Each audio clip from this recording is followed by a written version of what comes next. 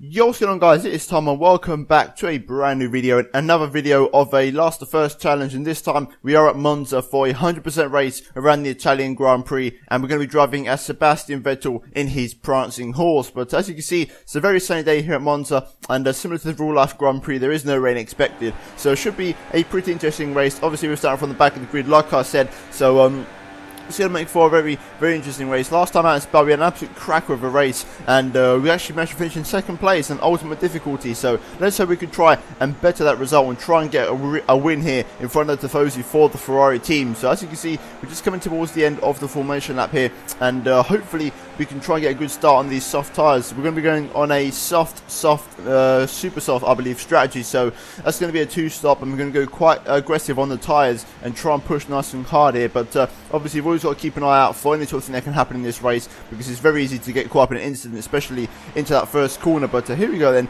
We're going to gear up to the 5 red lights for the Italian Grand Prix, and we're going to get underway here. And I can too, we actually got a pretty damn good start, getting some great traction off the line on the soft tyres as we get past Magnussen and Nasser, and also Pascal Verlaine, and also Jolyon Palmer early on here, going down the middle into the first corner. Palmer launches back up the inside to make up plenty of positions into the first chicane, and we're just trying to navigate it nice and slowly, making sure that we keep out of any sort of incidents through the first couple of corners, getting some great traction on the exit there, getting past Jenson Button. And as we move later on to halfway through lap 1 on the exit of the second Lesmo now, going down the back straight here, we're getting right in the slipstream of Marcus Ericsson. We're going to pull to the inside, and we're going to try and make the move up the inside of the Ascari chicane here, up the inside. There we go, nice easy move, and we get the move done there for P15, so a nice easy overtake on Marcus Ericsson. But as we move later on to lap 2, as you can see, we're on the back of Sergio Perez here, and he's actually battling with Gutierrez and Palmer, and we're going to try and go to the outside, but there's no room through there as we've been sort of boxed in by these two. But we are going to get a good run through the corner, and we were going to try and get the switch back on Gutierrez, but Perez was going very slowly through there,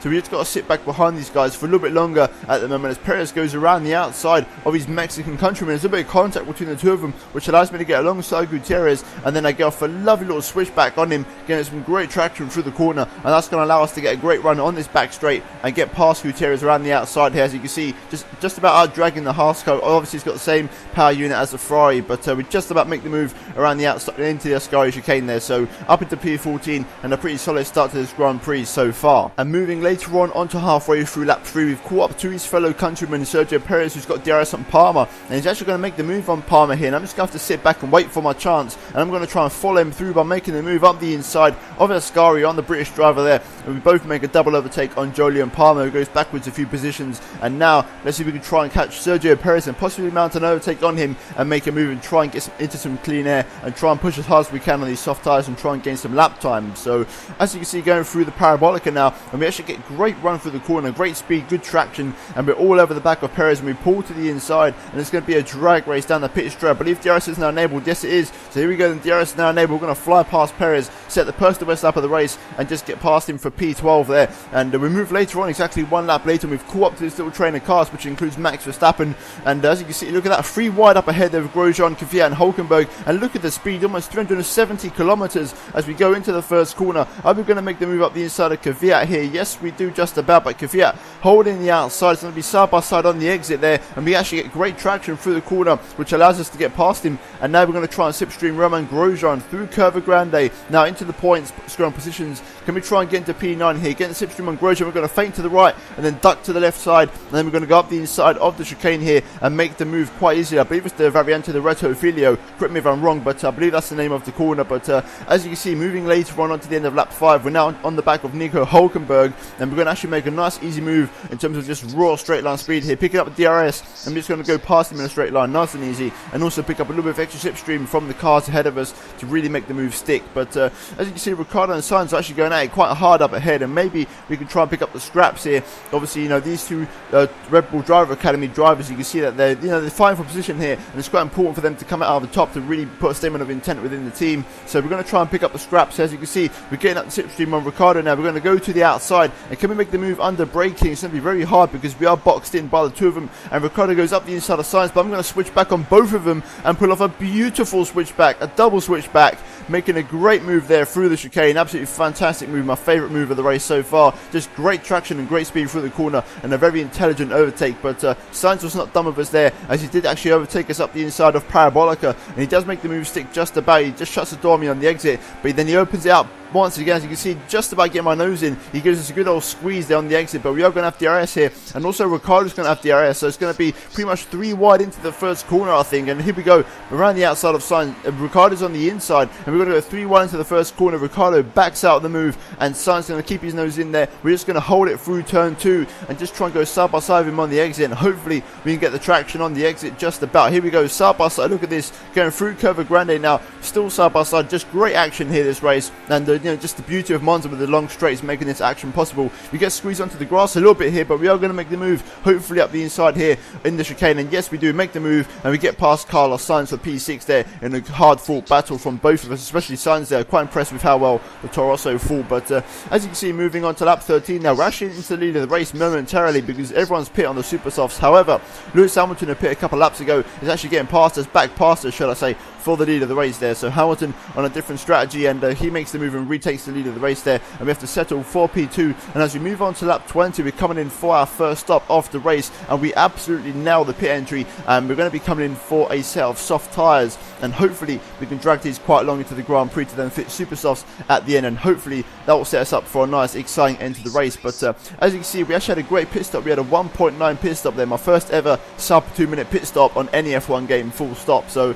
a great great pit stop from the Fry boys, should I say. And actually going to get underway, just rejoining the track, and we've got a Renault, I think, coming down the pit straight. And the question is obviously, can we try and stay ahead of him, because that'll be crucial for track position to try and push on these fresh tyres. And here he goes, I think it's Palmer. Yes, Palmer's on the outside of us, but we are going to just about hold the inside line and keep him behind us for the time being. And he has to wait back a little bit longer on those warm mediums, who I don't think he's actually stopped yet, Palmer, so he's on a very warm set of medium tyres. But we're now on these soft tyres, and we can try and push as hard as we like. And we are in rich mix, just trying to set some lap times here. And then actually we get a safety car, so that sort of really spiced the race up, and it sort of threw it all up in the air. And I was actually really debating my strategy. As you can see, I'm going very slowly into the pit tips. I'm trying to think what to do for strategy, and eventually I just decided, you know what, I'm going to go for the super softs, and then I'm going to have to pit one more time for super softs at the end. Now it's going to be a bit of a stretch, because we pretty much got to do half race distance on 2 sets of super softs, which is going to be a bit of a stretch. But because of the safety car period, I thought, you know what, we've got a few laps that we're not going to be pushing at full pace, so hopefully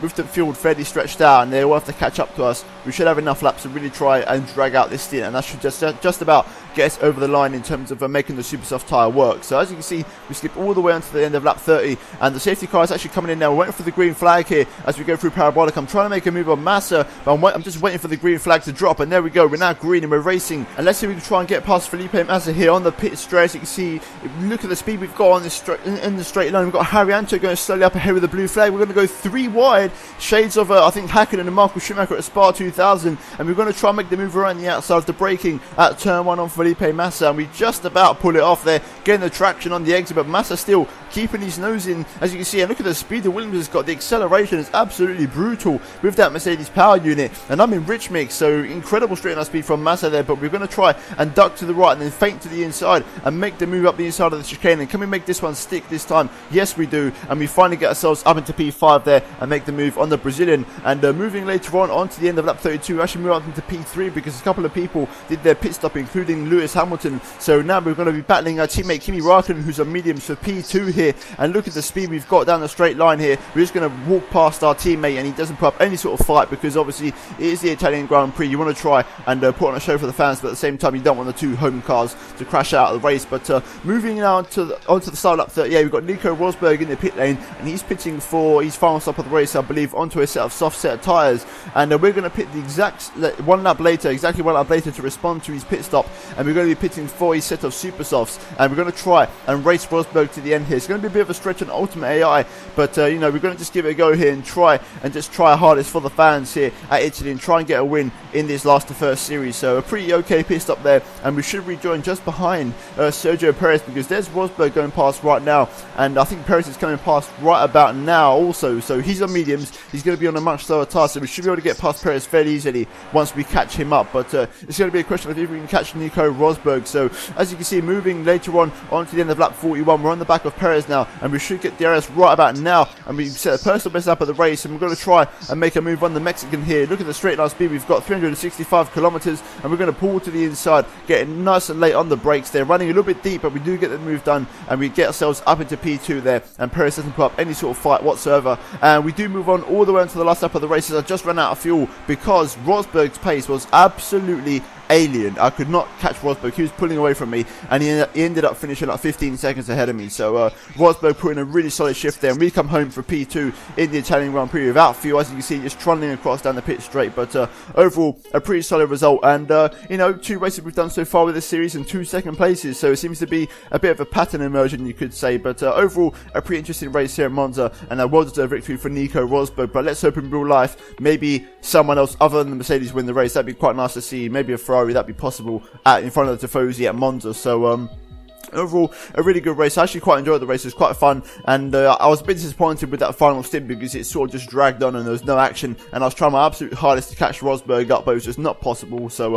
overall, that's the best we could have hoped for. So P2 in the Italian Grand Prix behind Nico Rosberg, and also Felipe Massa, who in real life just announced his retirement from F1 at this Grand Prix, gets himself a 3rd place. So good result for him there, and overall a pretty solid podium. So not too bad there. We're now going to move into the final race results and see how things shaped up. And as you can see, looking at the final race results, it was a Nico Rosberg win at Italy with Vettel in 2nd place on myself, with Massa in 3rd, just ahead of Kimi Raikkonen, and then Lewis Hamilton way down at P6, so a disappointing race for him, and both of the Red Bulls in 5th and 7th, so a pretty interesting top 10. Obviously those with much more power in their power unit finished higher up, as you'd expect them to. But overall, that was the Italian Grand Prix, the last of first challenge. Hopefully you guys did enjoy it, and if you have, then please leave a massive thumbs up on the video, and if you're new around here, please be sure to subscribe to my channel. And yeah guys, that's about it for this video, and I'll see you in my next one very soon. So thanks a lot, and I'll see you in my next video. Goodbye.